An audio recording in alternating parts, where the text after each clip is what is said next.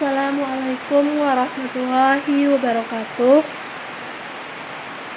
Baiklah, saya Erma Yetiusa dengan NIM 1830103021. Di sini saya akan membahas materi saya, yaitu tentang EDS atau evaluasi diri sekolah.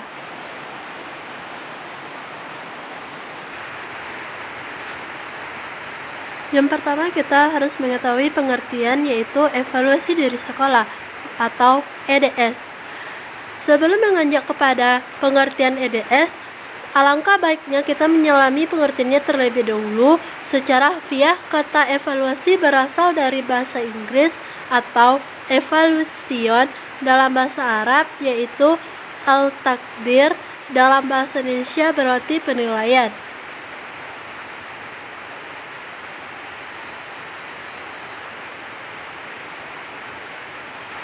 Evaluasi merupakan seni. Tidak ada satupun evaluasi yang sempurna, walaupun dilakukan dengan teknik yang berbeda-beda. Evaluasi diri sekolah adalah proses yang mengikut sertakan semua pemangku kepentingan untuk membantu sekolah dalam menilai mutu penyelenggaraan pendidikan berdasarkan indikator-indikator yang mengacu pada Standar Nasional Pendidikan atau NSP. Melalui EDS, kekuatan dan kemajuan sekolah dapat diketahui dan aspek-aspek yang memerlukan peningkatan dapat diidentifikasi.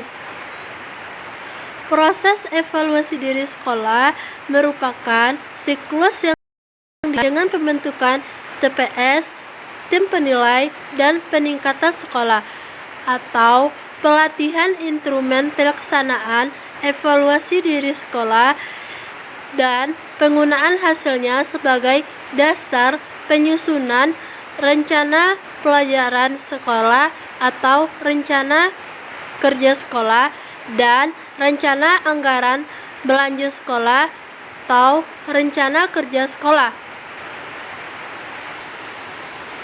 Di sini kita tentu memicu sekolah yang membuat atau memperbaiki visi misi dalam mencapai kinerja TPS untuk mengumpulkan informasi dari berbagai sumber untuk menilai kinerja sekolah berdasarkan indikator-indikator yang telah dirumuskan dalam instrumen. Kegiatan yang melibatkan semua pendidik dan tenaga kependidikan di sekolah untuk memperoleh informasi dan pendapat dari seluruh pemangku kepentingan sekolah. EDS juga akan melihat visi dan misi sekolah.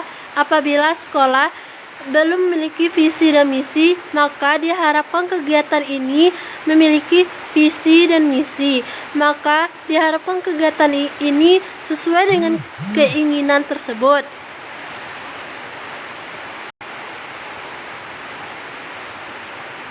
Yang mana objek atau sasaran penilaiannya adalah segala sesuatu yang menjadi titik pusat pengamatan karena penilai menginginkan informasi tentang suatu tersebut.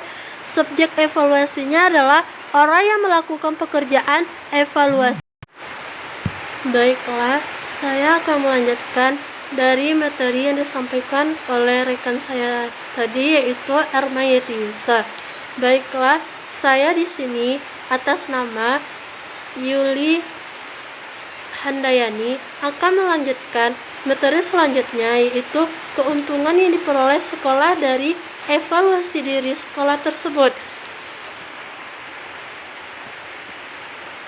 Yang pertama yaitu sekolah mampu mengidentifikasi kekuatan dan kelemahan yang dimilikinya sebagai dasar penyusunan rencana perkembangan lebih lanjut.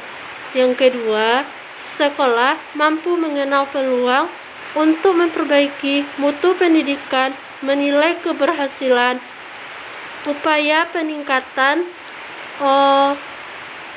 dalam melakukan penyesuaian program-program yang ada. Yang ketiga, sekolah dapat mengetahui tingkat pencapaian kinerja berdasarkan 8 SMP. 4. Sekolah mampu mengetahui tantangan yang dihadapi dan mendiagnosis jenis kebutuhan yang diperlukan untuk diperbaikan. 5. Sekolah dapat menyediakan laporan resmi kepada pemangku kepentingan tentang kemajuan dan hasil yang dicapai.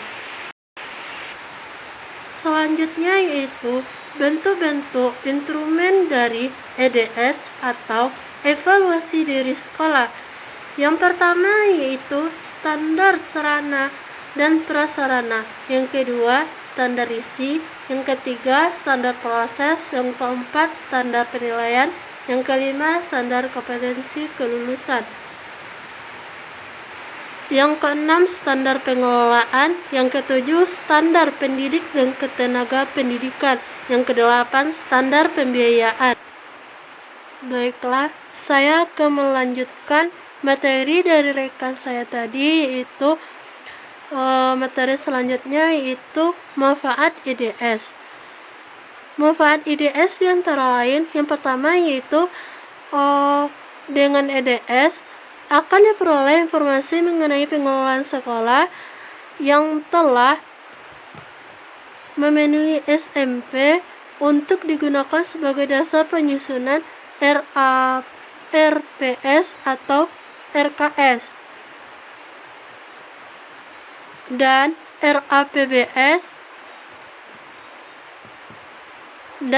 RAPBS atau RKAS.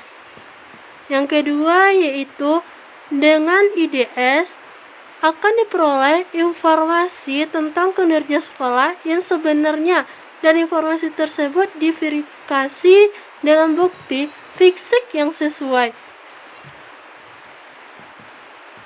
Selanjutnya yaitu sekolah menggunakan informasi yang dikumpulkan dalam IDS untuk menetapkan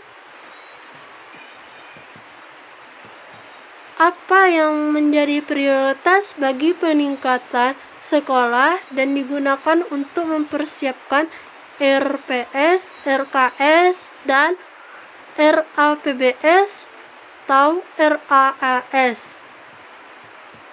Selanjutnya yaitu hasil evaluasi juga mencangkut dimensi yang bersifat konteks dari apa yang dimasalahkan pada suatu evaluasi. Selanjutnya yaitu cara sekolah menggunakan tingkat pencapaian yang telah dicapai. Anggota TPS secara bersama mencermati instrumen IDS pada setiap aspek dari setiap standar.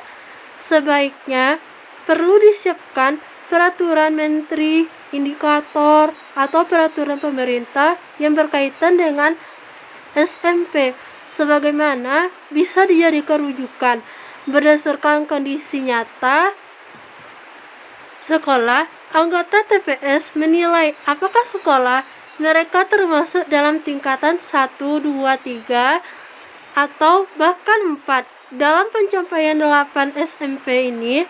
Misalnya, pada standar isi ada aspek kesesuaian dan relevansi kurikulum, serta aspek penyediaan kebutuhan untuk pengembangan diri. Ada juga tingkat 2 yang mana menjadi masalah, yaitu tingkat pencapaiannya, yaitu setiap standar yang menggambarkan keadaan seperti apa kondisi sekolah pada saat dilakukan penilaian terkait dengan pertanyaan tertentu. Setelah menentukan tingkat pencapaiannya, tentu sekolah perlu menyertakan bukti fisik atas pengakuannya.